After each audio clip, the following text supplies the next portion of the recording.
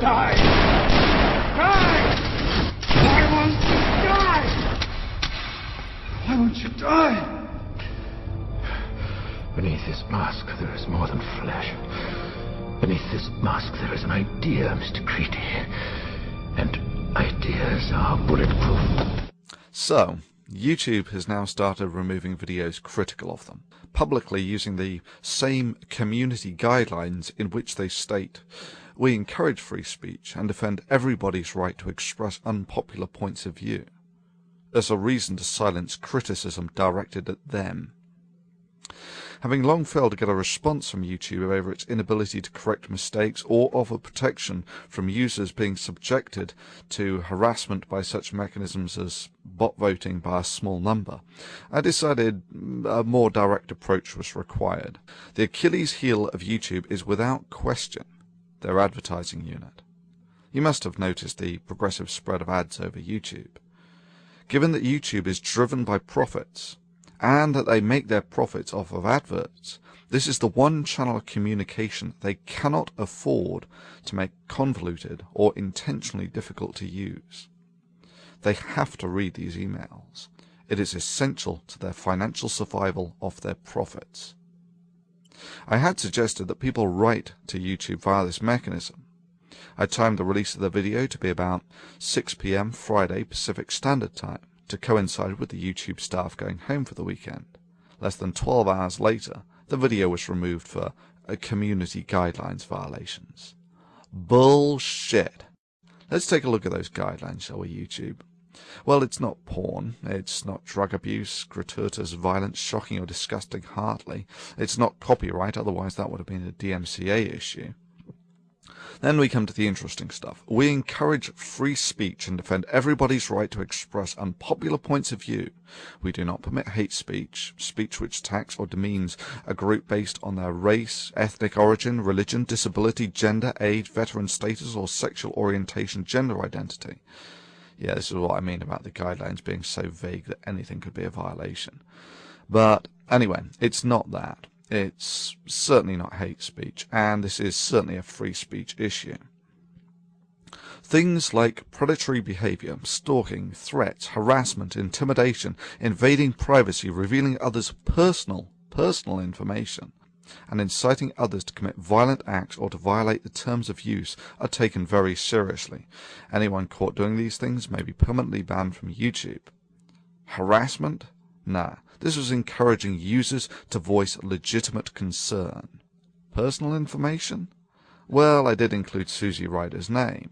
But then again, this was on the video on her advertised channel. I gave away no information that wasn't the first thing that came up when you typed the information on her YouTube advertised video into Google. In any event, it's not personal information. This is just the contact information for the ad sales director of YouTube. This would be like claiming that asking someone to write to President Hussein at the White House is giving away their personal information. Okay, next. Everybody hates spam. Don't create misleading descriptions, tags, titles, or thumbnails in order to increase your views. Well, it's none of those. It is not okay to post large amounts of untargeted, unwanted, or repetitive content, including comments and private messages.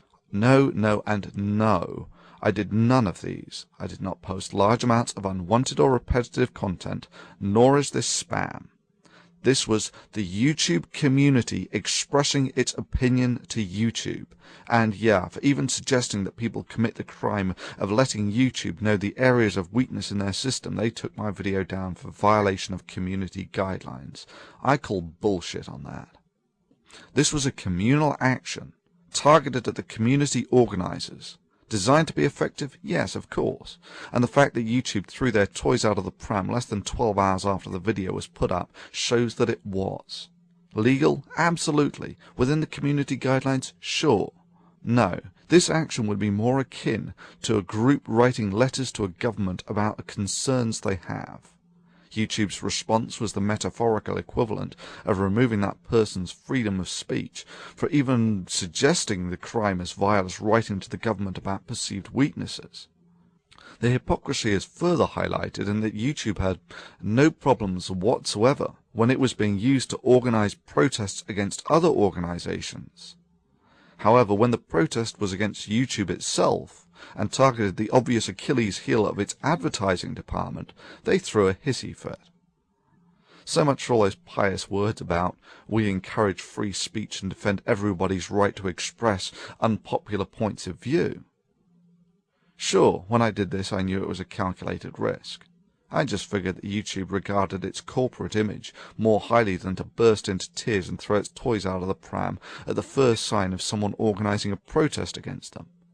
Evidently I made a mistake. So what do we learn from this? Well, firstly, YouTube has shown us that they get real pissy when you write to its advertised channel. The one channel of communication, it needs to be clear and easy to use. Secondly, YouTube's guidelines regarding encouraging free speech and defending everybody's right to express unpopular points of view does not extend as far as videos critical of YouTube or suggesting protests against it. Let me just conclude this by listing the second weakness of YouTube, just to make it explicitly clear. If you are one of the relatively few who has a big channel, then YouTube has you by the balls. You put a lot of work into it, and YouTube can shut you down at the flick of a switch. If you have a small channel, and there are millions of you who do, then you have YouTube by the balls. YouTube cannot afford the time to flip millions of switches. In essence, the subscribers and fans are the only real defense of big users against YouTube. In this sense, I thank all those who mirrored the original video, a very good strategy. Further, if you not only download but recode the video, it will not appear as a duplicate and it will not be as easy for YouTube to use automation to remove these videos.